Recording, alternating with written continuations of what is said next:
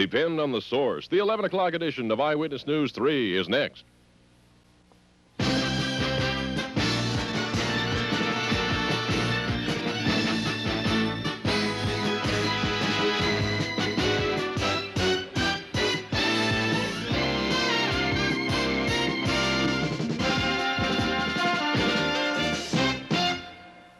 Good evening. Thanks for joining us in the news. It has been 4 days since that fire at the MGM Grand Hotel, a fire which took 84 lives. Since then, numerous facts have been uncovered.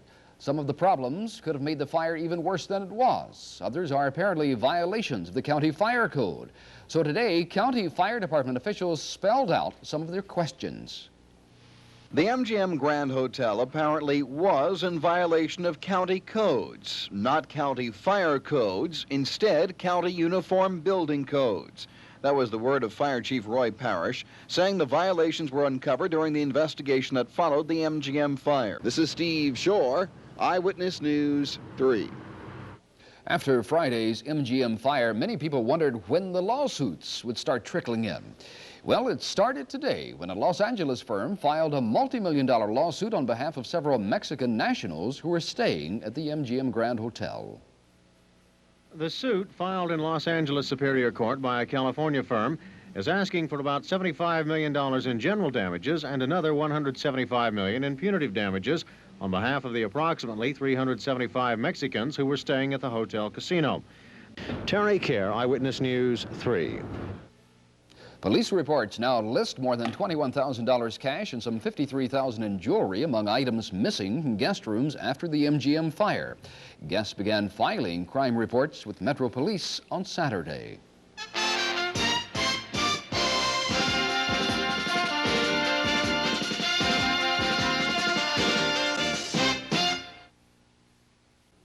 For many of the thousands of MGM employees who lost their jobs when that resort burned Friday, today was a day to stand in the unemployment line and a day to ponder the future.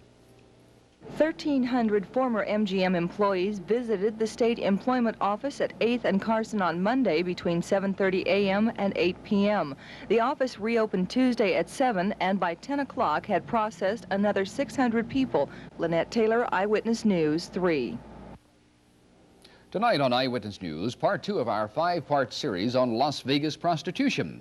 Last night, Eyewitness News reporter Terry Kerr focused on the history of prostitution in Las Vegas. Tonight, portions of which were recorded with a hidden camera and wireless microphone, a look at how out of hand the problem is. You can get a girl through anyone who has contact with the public within reason in that area where it's expected. And it is expected. Finding a prostitute in Las Vegas is no more difficult than opening the telephone book to the Yellow Pages or searching through newspaper classifieds for the girl wanting to meet a so-called generous man. We have the streetwalkers, so we have the escort services are questionable, but we might surmise that they are, in fact, dens of iniquity, I guess. Terry Kerr, Eyewitness News 3. On the money scene today at the market, a moderate rally on Wall Street popped up today with the Dow Jones Industrial Average closing up 3.92 at 982.67. Initially, the Dow climbed nearly 7 points today, then fell back a bit. In the last few sessions, the market showed signs of weakening under the influence of rising interest rates. And today, the government said consumer prices rose once again. Tonight's local stock quotations are furnished by Payne Weber. Strong aftershocks from Sunday night's earthquake in southern Italy continue to shake that area today. Authorities say one of the aftershocks hit 5 on the Richter scale. That original quake on Sunday killed more than 3,000 persons around Naples and Salerno.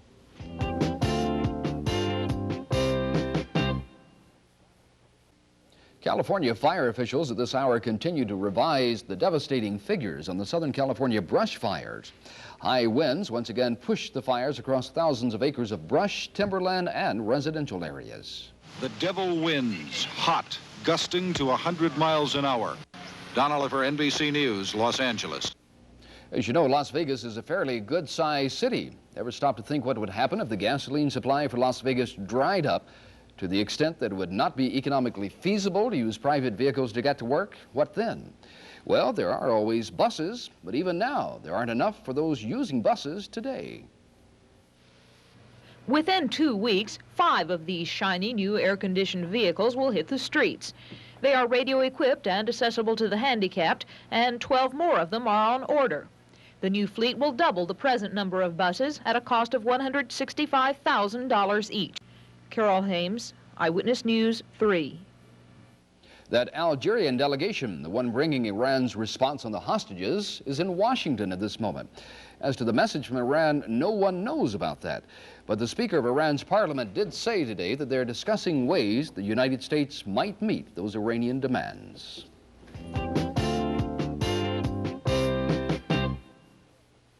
Carol Hames has a weather outlook. I noticed that you've got some snow up there, but also sun symbols, too. What's the case?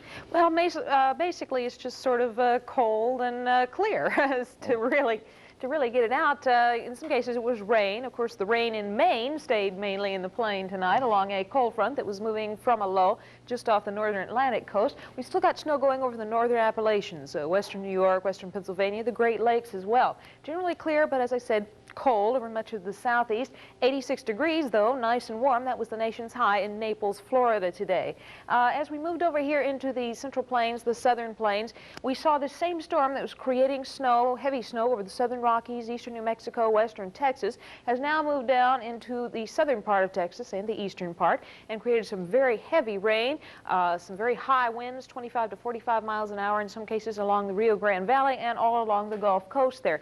Actually, the storm has moved down to the south and the east, but it's still leaving a little bit of snow there along the New Mexico area and, of course, in Texas as well.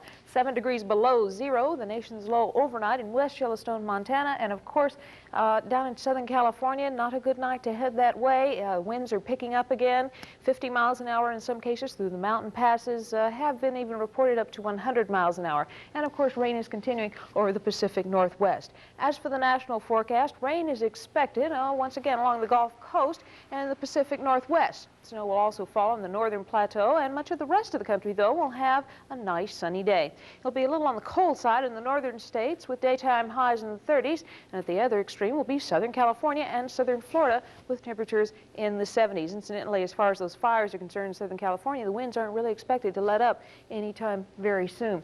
The story for Nevada, pretty clear, pretty cold, a few variable high clouds, mostly in the north and central parts of the state. 9 degrees, the overnight low in the state in Ely. Things are just looking like winter more and more, of course. 59 degrees, the high in Las Vegas today, and our overnight low wasn't that chilly, 44 degrees. Our pollution standard index today was 48. That's good. The cause, particulates.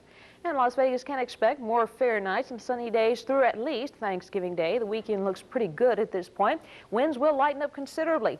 Overnight lows will be near 35 with daytime highs near 65. Currently under partly cloudy skies, the humidity is 28%, the barometric pressure very high at 30.35 inches and falling. Winds are from the southwest at 5 miles an hour. Our current temperature, a chilly 41 degrees Fahrenheit, 5 degrees Celsius. We'll be back with Randy after this.